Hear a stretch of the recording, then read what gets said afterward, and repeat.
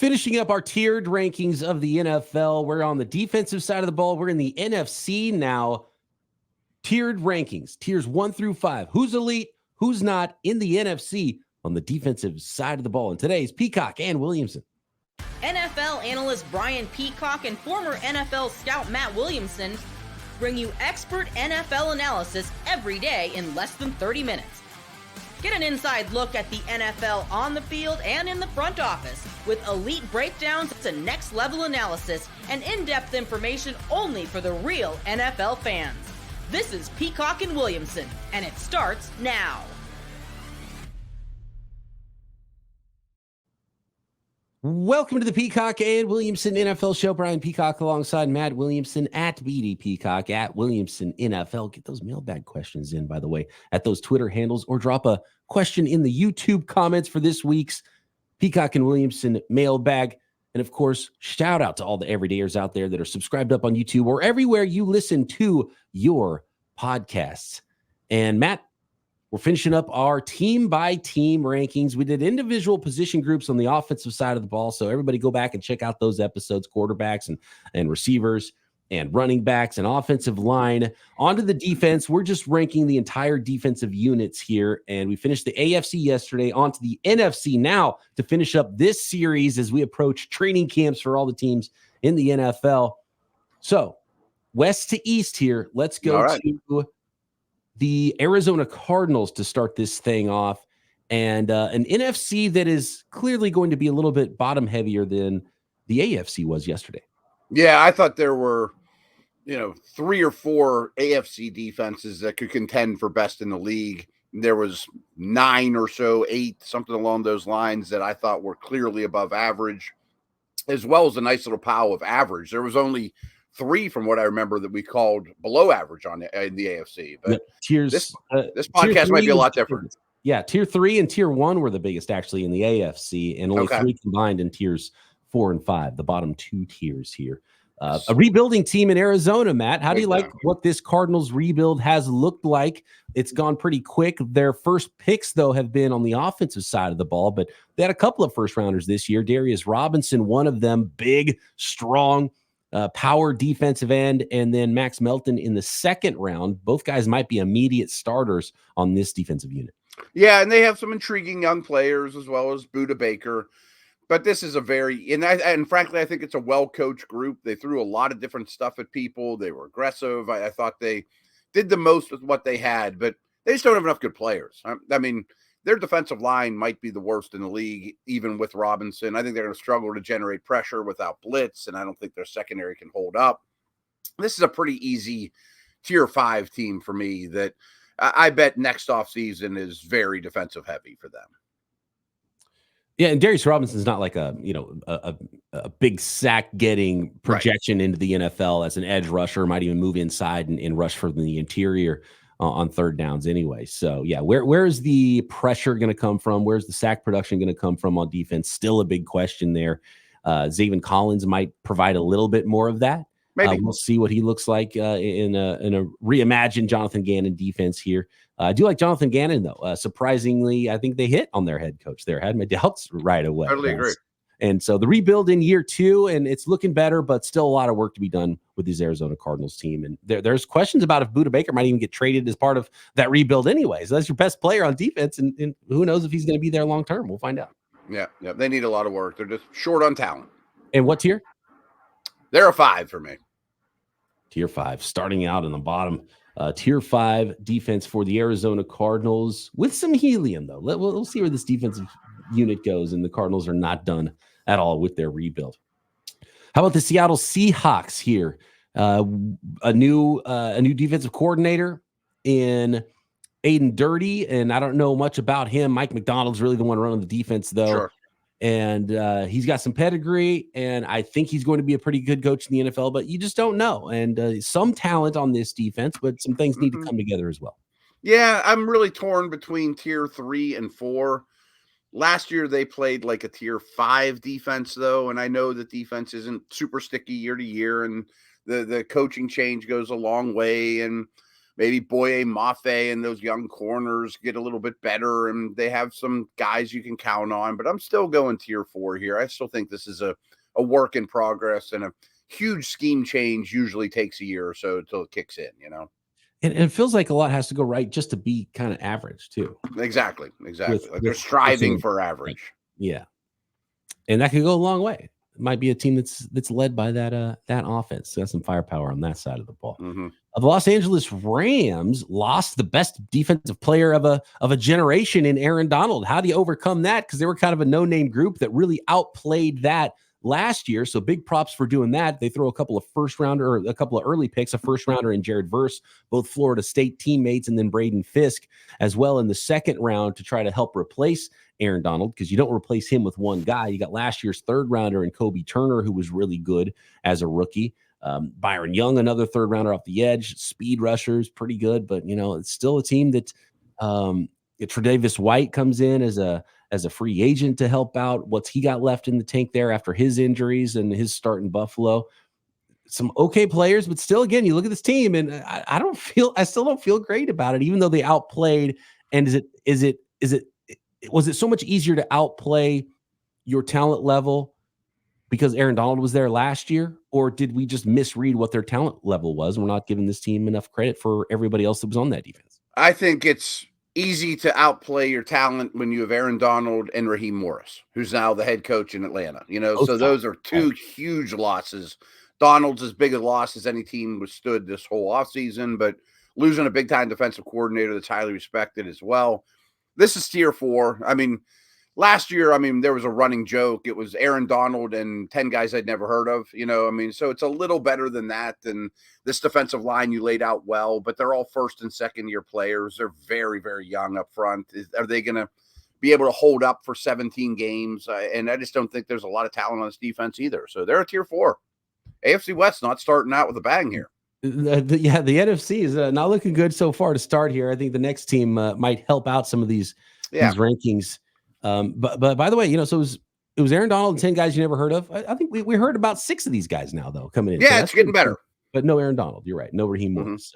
So we'll see. Big questions there for the Los Angeles Rams on the defensive side of the ball still in 2024. San Francisco 49ers thought of as one of, if not the best units in the NFC last year on defense. They lost a number of defensive linemen in free agency and brought a number of different players in to this group, still led by Nick Bosa on that defensive line and Fred Warner on the second level, and some young talented players in the secondary. Charvarius Ward, one of the better corners in the league. So they got talent at all 3 levels of this defense still in 2024. Yeah, I wish I felt better about Greenlaw's injury situation, and maybe you're probably more on top of that than me. But Hufanga comes back, that's nice. They were without him last year. The back 7 doesn't worry me overall, and they are a tier 1 team, and Bosa could be defensive player of the year. Hargrave, I think, is a star, especially rushing the passer. But you kind of hinted at it. Compared to the Bosa era, is this the weakest the D-line's been in a couple years? There's no Buckner and Armstead, and Yeah, the depth does worry me a little bit. You got Matos that was brought in with Leonard Floyd, so I think you have a combo of some power and speed there on the edge across from Bosa. Situationally, Javon Hargrave, I don't think was actually as good as they expected last year for them. It wasn't as good as the year before in Philly. I think he might have a step up this year for that 49ers defense. Obviously, a new defensive coordinator. So they think that Nick Sorensen and they brought in Brandon Staley as well on the defensive side of the ball to help coach that unit after last year. I think things weren't quite what they wanted on the defensive side of the ball. Sure. Dre Greenlaw and Hufanga, if they come back healthy at some point, obviously is a big factor, because those guys are not only good players, but just the way they play. Mm-hmm. And I think they just fly around the field and get everybody else fired up too. So, but when you got Bosa and you got Warner, and I think they'll be solid, if not spectacular, in the secondary. I think you're always going to be pretty good as long as you're pretty well coached. And they hope they've got the coaching thing figured out. They probably have 6, when everyone's healthy and right, they probably have 6 or 7 above average to high end starters. That's pretty good. And the offense helps out the defense here, unlike some other teams that, it's not a symbiotic relationship. Okay, next we're going to continue on with the NFC defensive tiered rankings for 2024 with the NFC South, North, and East. Today's episode of Peacock and Williamson is brought to you by FanDuel, America's #1 sports book. I love sports. You love sports. We all love sports, and we never want them to stop. But as playoffs wind down, we get fewer games, and the sports stop sporting like we want them to. Kind of happened during the All-Star break, right?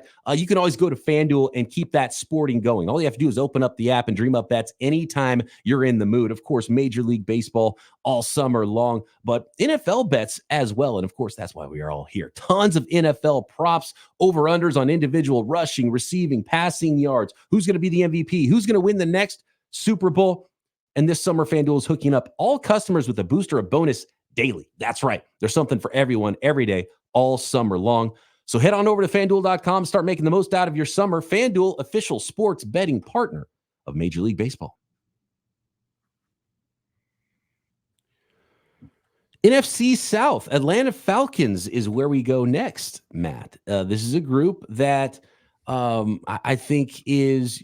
I loved the addition of Jesse Bates last year. AJ Terrell, obviously, is a really good cornerback in this league. The front seven has been something they've been working on for a long time, and they're still working on it. And I still don't know if they've got it figured out and dialed in yet on the defensive side of the ball. So we mentioned Raheem Morris, a loss for the Los Angeles Rams. Big addition here as head coach now for the Atlanta Falcons. Can he get that thing figured out on defense? I'm going to go tier 5 here. I mean, I love Bates. I love Terrell. But 2 years ago when TJ Watt won Defensive Player of the Year, we used to joke all the time on Steeler Nation Radio that Watt had more sacks than the Falcons that year. And it just seems like they've been looking for pass rush for a decade. You know, I mean, Grady Jarrett's starting to show his age. I mean, going back to like Vic Beasley. I mean, John Abraham is their last good pass rusher, it seems like. I can't even come up with any. I think it's just a victim of where they're drafting to, and just the right prospects aren't quite there for them. But they keep adding the Ebiketis, the second rounders, tier of second round, third round type defensive linemen that aren't really hitting for them. Zach Harrison last year, and then they followed up this year again with like a really raw player, interior guys in Ruka Rororo. They got Brandon Dorless in the fourth round, who's maybe less raw, but a kind of an undersized end / tackle. Can they be, are they big time players? It's hard to project that. So Braylon Trice as well. So they got 3 more of those guys that they already have kind of a lot of. Same guys, yeah. They consolidate those picks and just get the one difference-making guy that comes off the edge for them. I mean, if Cousins is healthy and right, they might play in a lot of really high-scoring games and good weather dome situations, It's a good team for your fantasy league. Yeah, I was thinking that. Yeah, for the same reason. Whether you're playing against them or you have your players on their offense too. Yeah, I was thinking the exact same thing. We're 5 teams in, and we already have more 4 and 5s tiered 4 and tier 5 defenses than we had in the entire AFC now. I know. Carolina Panthers up next. Where they're going to be in that neighborhood too. They lost their best player. I think they're a 5. I really think Derek Brown is a total superstar that no one will ever pay any attention to because he's a great run stuffer, and who cares when your team is this bad. But to their credit, we kind of had this Titans conversation. Their offseason was about making their young quarterback more comfortable, and the defense suffered. You're losing guys like Luvu and, guys that are pretty quality players. I mean, Gross Matos, Burns. I mean, maybe J.C. Horn can stay healthy and be an upper-tier corner. But yeah, I'm looking at where they got better, and maybe J.C. Horn kind of goes into that next tier of cornerback because he's talented enough to do it if he can stay healthy. He's a really good player. He is. I mean, I'm hoping for him, but there's still a lot of holes here. And by the way, Jadeveon Clowney checks off the box in his tour around the NFL. Can he play for all 32 franchises before he hangs it up? I bet the Panthers don't get as much out of him as the Ravens did. Just a hunch. Tends to happen. All right. So tier 5 for the Carolina Panthers. What about the New Orleans Saints defense, man? I'm going to go 3. They're big. They're physical. They have a loaded cornerback room. Ross Jackson, I really broke that down. Like they have one too many corners almost. DeMario Davis is still playing at a high level. Maybe Brzee can take a step forward. I don't have a lot of faith in the Chase Young addition, but they're also kind of old. What if Jordan or Davis or Lattimore or the Honey Badger starts to really show their age, Yeah. Old probably should be good on the back 7. Yeah. It's what's the front 4 going to do for you? They brought in Chase Young. from San Francisco and Washington last year. Brian Brzee, what's he going to look like? I don't think he's quite hit, just like the first rounder before that in Peyton Turner on the defensive line. I mean, Cam Jordan's still going. By the way, so the two Cams, the one in Pittsburgh, the one in New Orleans, both first rounders in the 2011 draft, right? I think so, yeah. Who outlasts the other? Which one plays longer, Cam Hayward or Cam Jordan? I think Hayward is more of an old man game. We always talk about that. I mean, he's so powerful that he can go as long as you want. He has that old. You don't want to play against him in the Y. He gets every rebound. You know what I mean? All right. Well, hey, at least we got a both are like Ring of Honor, great players. You know, a lot of jerseys hanging around. You know, defensive. I hope they both keep playing. Like, keep going, man. Keep going. Finishing up the NFC South with the Tampa Bay Buccaneers here. I don't have a strong feeling about them. I mean, I don't see a lot of star power. I mean, Levante David's still playing really well. I'm a big Vita Vea fan. Antoine Winfield, you got Winfield, really good player on each level of the defense, which is a good start. Yeah, this is a good start. I think they're average, though. They probably played like an average defense last year. I'd like a little more splash, but I'm going to put them in tier 3. This is a team that had like a million DBs, and they've kind of like all gone away or drifted away. Yeah. You still got Antoine Winfield. You got Jordan Whitehead next to him, but now you got to count on Zion McCollum, who I think could. I mean, he's a freak athlete, by the way. That's a good point. Jamel Dean on the other side. So some possibilities of being good, but some questions as well. And Kalijah Cansey's a big one, the first rounder from last year. I wanted to bring him up. And I love, by the way, just the cartoon nature of how small Cansey is and how big Vita Vea is. I love it. They're built like that when you have two guys that are that different next to each other. They shouldn't be sitting next to each other in the defensive tackle position room, you know? Right, yeah. You look at these two guys and they play different positions. Nope, they don't. They actually have a lot of high picks in the defensive line, Tryon and Hall. I mean, one of those guys needs to step up too. We've had that conversation with a couple teams. Yeah. It's that late first, early second round range. It's kind of like, man, maybe teams should stop trying to draft those rushers because you do get a TJ Watt at the end of round 1 sometimes. So I guess that's why you're still swinging. But man, it's not a great hit rate there. That's a great point. Like we said that with Buffalo, like they have a lot of high picks that are okay. I mean, there's a handful of these teams that they're just not premium players. We're halfway there. Moving on now to the NFC North and tearing out the defenses there. Let's go to the Chicago Bears next. And they've done a ton of work on the offensive side of the ball. They got themselves a new quarterback and a wide receiver in the top 10 of the NFL draft. But what about the defensive side of the ball? A lot of money spent, more than a lot of draft picks spent on this side of the ball. Yeah, and speaking of money, I would have loved to have seen Christian Wilkins at land here. Like, they had the cash to do it, and they have some pieces. I mean, they have 2 every down linebackers. Jalen Johnson looks like a star. The secondary overall I'm fond of, for sure. Traded for an edge rusher that looks like it was worth it. The rest of the D-line just scares me. I mean, they're very light and, at D-tackle. We kind of talked about this with the Chargers. Can they stop the run and do battle in the North and conditions? So I have them as a 3. I think some people are thinking this defense could be well above average. I think if they get to average, that's a nice step, and then go get a D tackle and another defensive end next year. I'm in 100% agreement there. So tier 3 for the Chicago Bears. Well, where do you have the Tampa Bay Buccaneers? I didn't write it down. They were also a 3. Okay. So we're starting to get a little better. We're creeping out of the cellar here. We got one team in the top 2 tiers, and we got 5 in the bottom 2 tiers and 3 in the mid tier. Let's see if we can raise the level here, though, and get a couple of above average defenses in the North and the East. And the next team up in the NFC North is the Detroit Lions. I'm going to go tier 2 here. I like their front, assuming Reeder is healthy. I think Hutchinson is turning into a star, as you kind of expected. Maybe not Bosa and, Parsons level, but I think he could be a tier 2 pass rusher, which is very valuable. Aleem McNeil's a really good player. I expect Campbell to take a big step. We're going to say this with the Eagles as well. Usually you don't fix corner with draft picks initially. Like, rookie corners get picked on just across the board. But the fact that they doubled down and got a lot more talented at corner like the Eagles did, I think is something that could pay dividends. And I'm not going to help them with this, or I'm not going to give them credit for this, but I do expect them to play with a lot of leads in domes and advantageous situations. There are two. The second rusher after Hutchinson would probably be my biggest question in the development of Jack Campbell and the middle of the field there. But I like what's going on in the secondary. I like the back end. I like Kirby Joseph, and obviously the first rounder Terry and Arnold's added to the mix. And I do think they could be a really big season, and the league would really be talking a lot about Brian Branch, last year's second rounder after this season too. He could be a perennial Pro Bowl type guy, I think. Next, we'll finish up the NFC North. We got a couple more teams there, and we've got the entirety of the NFC East to finish up our ranking, our tiered rankings of NFC defenses next.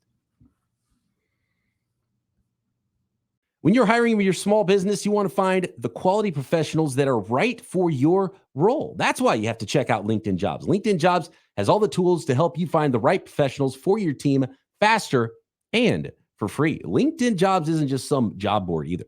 LinkedIn helps you find professionals you can't find anywhere else, even those who aren't actively searching for a new job, which is key, but might be open to the perfect role.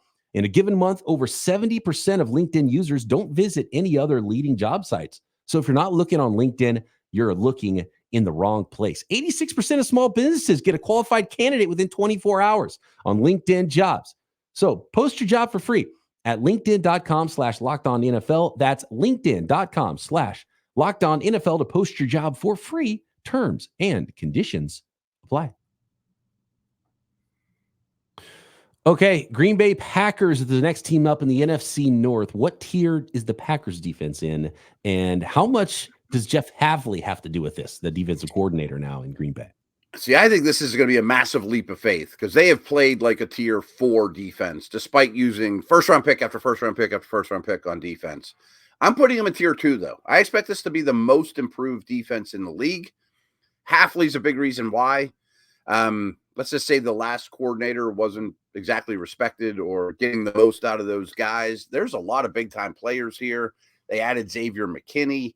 They have safeties all over the place now. I like their corners. I think their front is really athletic and versatile. And maybe Van Ness takes a step forward. So I'm expecting a vastly improved Packers defense.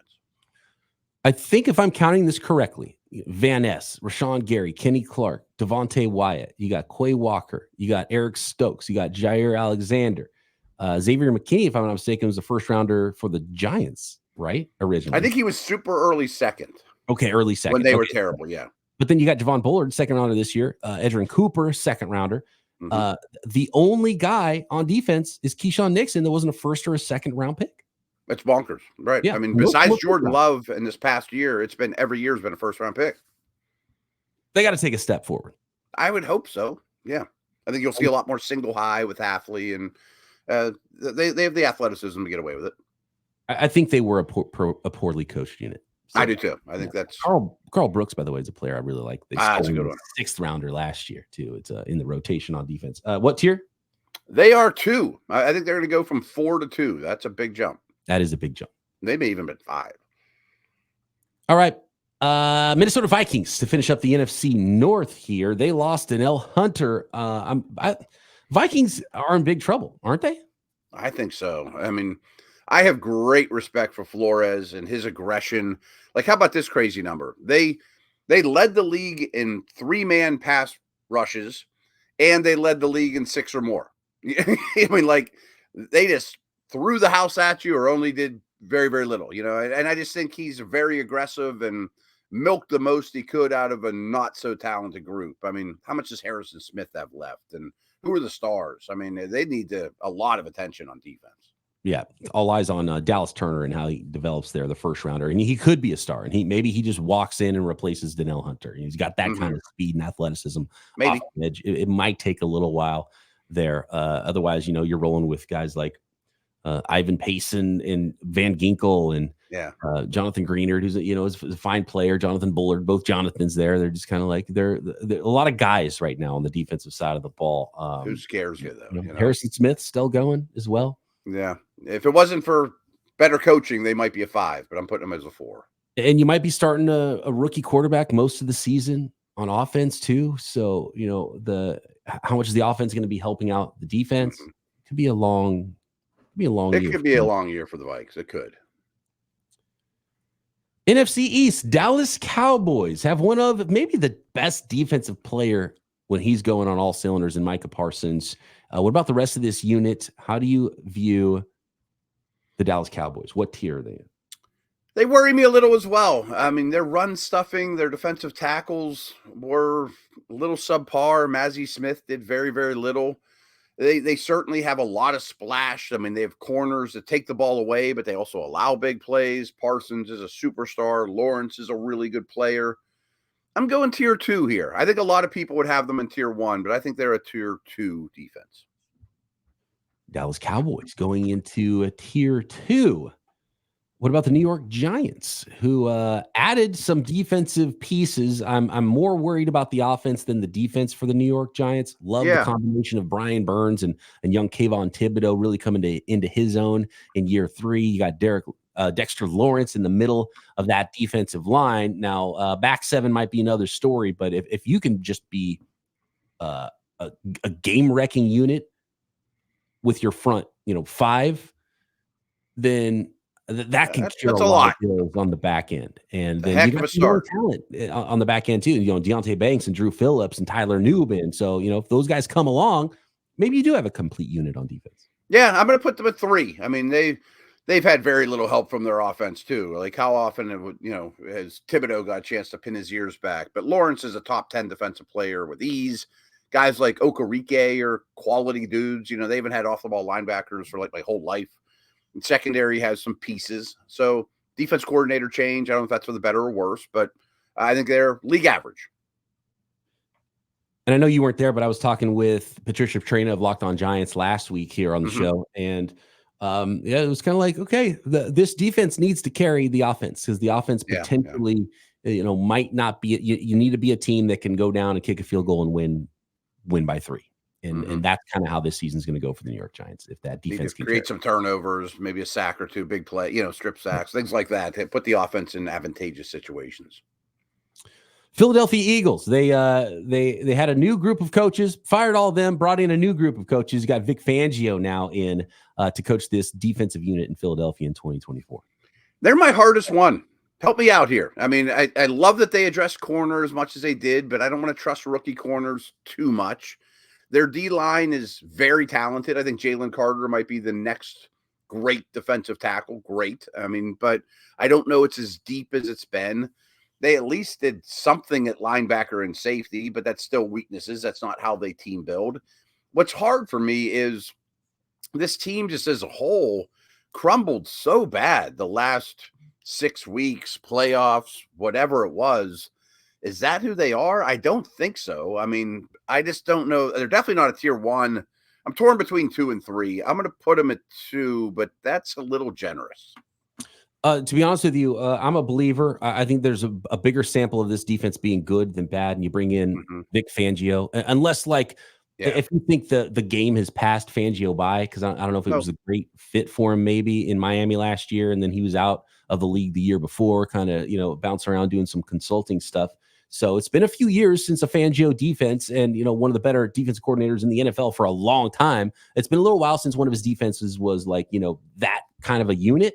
But man, they are too talented not to be. I think they're closer to a 1 than a 3. They're a 3, okay. Because of how much talent there is, and you got C.J. Gardner-Johnson now back, and you added your first 2 picks on the defensive side of the ball, and Quinyon Mitchell and Cooper DeJean should help out in the middle of the field at nickel or safety as well. I'd love to see like the Kobe Dean be a guy, what I mean? Yeah. And then Dean and Smith and those Georgia guys all should be able to step up a little bit more this year. It's got to. I don't know how with this unit and a coach as good as Vic Fangio, even if you play a pretty vanilla scheme, you got to be pretty good. And I think they told us what they think is they had the wrong coaching staffs in last year. Yeah. I tend to think that the end of the season was an aberration for this team as a whole. That it was just a downtrodden group. I think the Eagles are a Super Bowl contender. I mean, I think we might be sleeping on them a little, that they could be maybe the best team in the league. I mean, and if we are at the end of the year talking about them as a tier 3, then I think it's a problem for them because they should be closer to a 1 than a 3. All the, like you said, all the Georgia guys they've invested in, Yeah. and I mean, they're the corners. So yeah, it should be at least a 2. But who knows? Maybe from a leadership perspective, they got some things wrong, and who knows? Maybe it's never going to come back together like it was a couple of years ago. I should know this, but are Graham and Fletcher Cox back, or did they both retire? Graham back. Cox Graham is back. gone. Cox is retired? Okay. Right? Isn't that how it went? Let me double check. I think so. I mean, that's kind of like the Cam Hayward, Cam Jordan conversation. Like these stalwart leaders, Ring of Honor type players for their organizations that maybe don't do quite as much as they used to, but have a lot of value in a lot of ways. And they brought in Bryce Huff as well, and so you got Brandon Graham with Bryce Huff now on the edge. Josh Sweat as well, and so you got stand-up guys. You got you got a varied group there. By the way, Brandon Graham. So 2010, he's a year ahead of the Cams. Okay. Yeah. Similar career arc. Same with Fletcher Cox. Yeah. So Cam Hayward and Cam Jordan, they can't retire until Brandon Graham retires. He's got a year on him. There you go.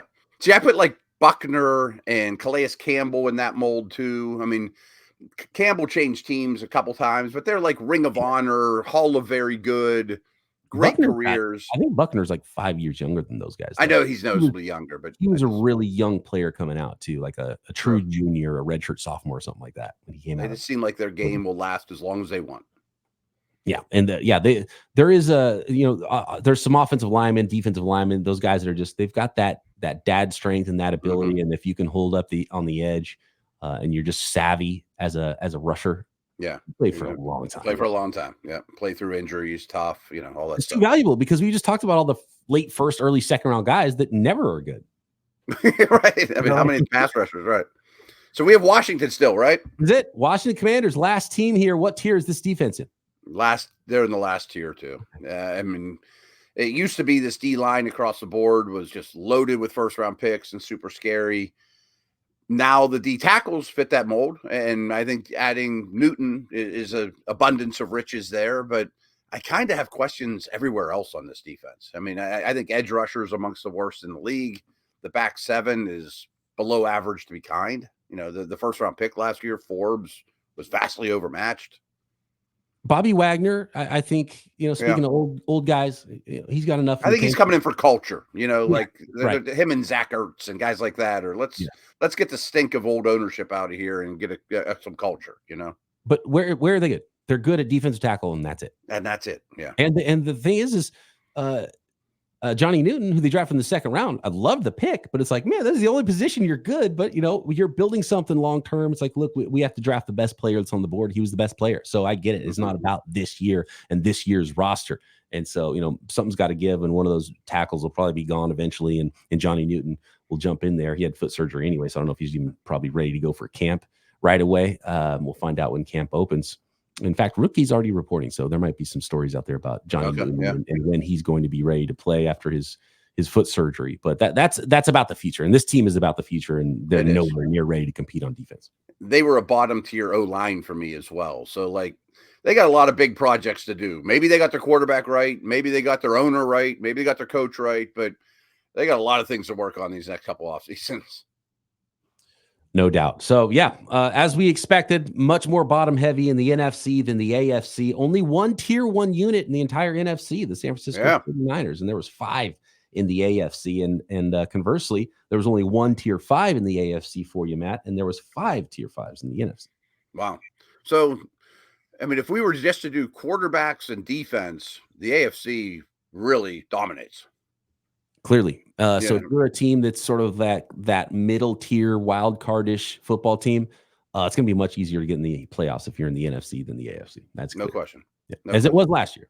But maybe the Caleb Williams and Jaden Daniels and those guys start to change the balance of power in a year or two, Let us know what you think at BD Peacock, at Williamson NFL. Drop a comment on YouTube. Thanks for making us your first listen on the Locked On Podcast Network. For your second listen, make sure you check out your favorite team's show. We're talking about 200 podcasts that you can find here on the Locked On Podcast Network. There is something for everyone. Your team is covered. And Locked On Sports Today, by the way, covering all the leagues, all the sports, live stream on YouTube 24 hours a day. Make sure you subscribe here and there.